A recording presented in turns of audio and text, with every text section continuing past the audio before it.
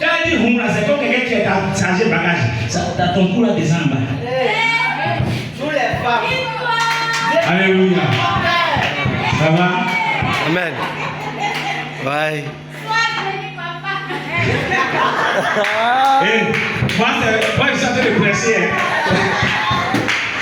Moi, je suis en train de prêcher. Alléluia. Voilà. Faut pas me mettre en parole. Ça rentre. Alléluia. Pardon, décharger un peu. Que Dieu nous bénisse. Non, si on comprend qu'on n'a pas affaire à la chair ni le sang, on va aller très loin avec Christ.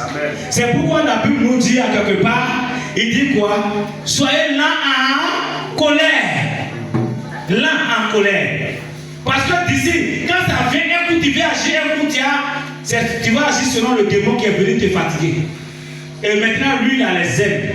C'est dans ça, moi j'ai compris quelque chose. Quand l'affaire là vient un coup, quand il frappe, quand il veut agir un coup, le démon maintenant il pompe la personne qui est en face de toi, que tu as affaire à lui là. Il le pompe maintenant, il dit, tu as vu maintenant. Tu as vu.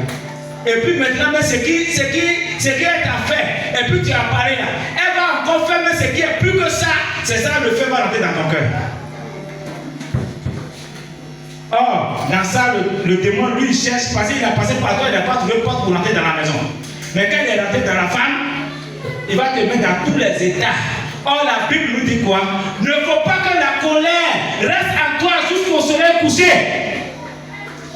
Mais nous, on laisse avec la colère, on dort avec, on se réveille, la journée finie, même des semaines, même des mois, même des années. Tu es enfant de Dieu ou bien nous sommes enfants Satan? On appartient à les princes. Pas fini, même si tu veux laisser, le démon a dit, lui n'a pas encore fini sa mission. Attends. Et puis tu as laissé ça comme ça quoi. Faut pas laisser. Faut la regarder, tu vas voir. Tu vas voir. Tu vas voir ce qu'il y a à te montrer là. Tu vois, regarde. Ok, tu vas voir. Et puis tu là maintenant, tu es gonflé, on dirait crapaud.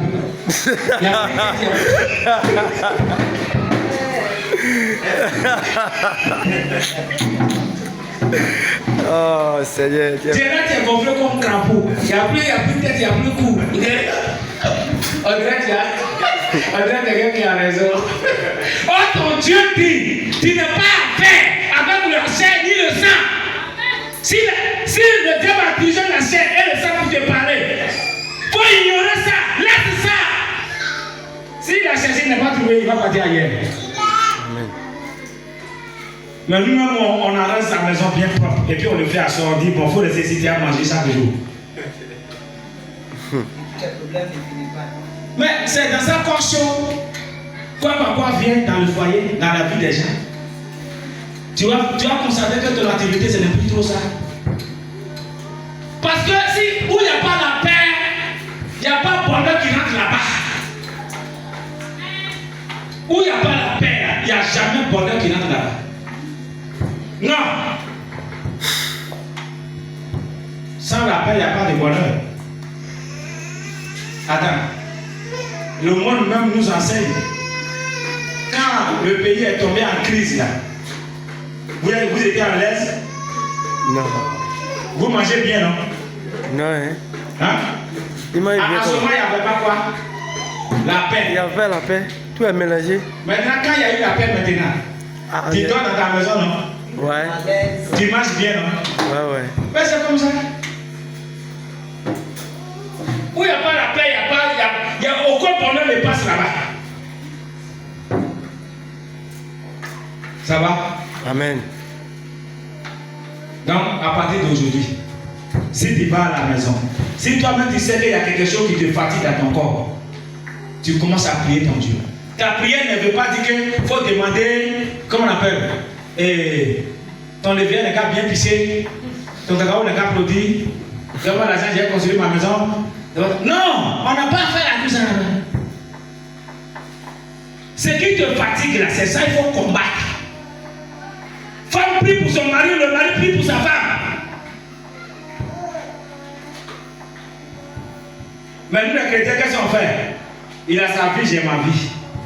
On la parle, elle n'attend pas. Mon mari, quand je lui parle, il n'attend pas. C'est ça qui est pour nous. On accuse la chair et le sang. Mais chrétien doit comprendre que ce que